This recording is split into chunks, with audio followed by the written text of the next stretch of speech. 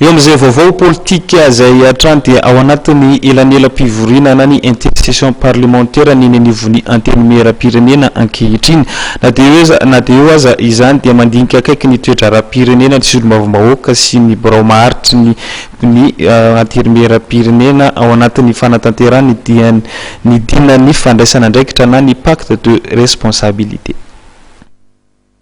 Na ao anaty elanelam-pivirina ara-potoana roa na ny intercession parlementaire aza ny ao amin'ny antenimeram-pirenena dia mandinika akaiky ny toetra ra-pirenena. Ao anatin'izany indrindra ny fanatanterahana ny dinan'ny fandraisana andraikitra na ny pacte de responsabilité izay voalaza tao anatin'ny didin'ny fitsarana avy momba ny lalam-pandrenana ny 12 jona lasa teo. Araky ny fahitantsika azy moa amin'izao fotoana izao dia anatin'ny intercession zany ny aty amin'ny antenimeram-pirenena dia eo am-piandrasana ny session manaraka zany any amin'ny volana oktobra dia ny birao maharitra moa zany maha hoe bureau permanent azy dia manohy ny asa andavanandro amin'ny fampandehanana ny asa rehetra atao amin'ny antenimeram-pirenena mandra-piandrasana koa sy ny fiomanana ny fivoriana manaraka. Ankoatrin'izay moa zany dia eo raha teo koa ny manaraka akaiky ny fivoatra ny raharam-pirenena ao anatin'izany ny fiandrasana ny vokatry ny fifidianana communal teo ao anatin'izany ny fiandrasana ny fanatanterahana ny pacte de responsabilité ao anatin'izany ny fiandrasana satria raha ny fahitana azy amin'ny ankapobeny na ohatra zahay tia antenimeram-pirenena manokana dia nisan'ny mikatso ny omlasin'ny lafiny famatsiam-bola ny androm-panjakana raha ny fahinoana azy dia tsy ny aty amin'ny antenimeram-pirenena ihany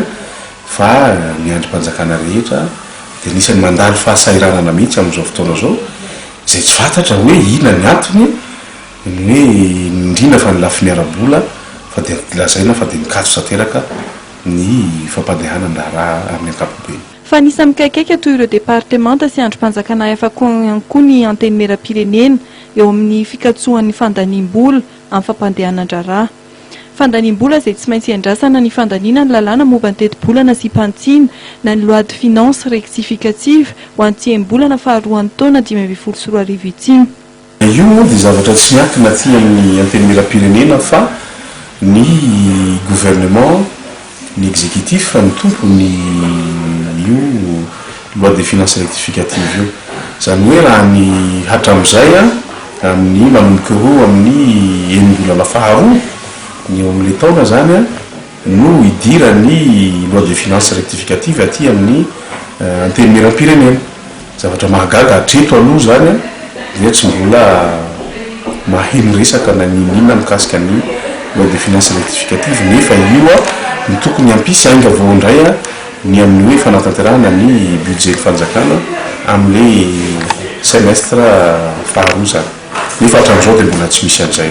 Mizotra hatrany anefa ao anatin'izany rehetra izany ny fampandehanan-draharaha sahan'ireo mpikambana ao amin'ny birao maharitra eo anivon'ny antenimeram-pirenena.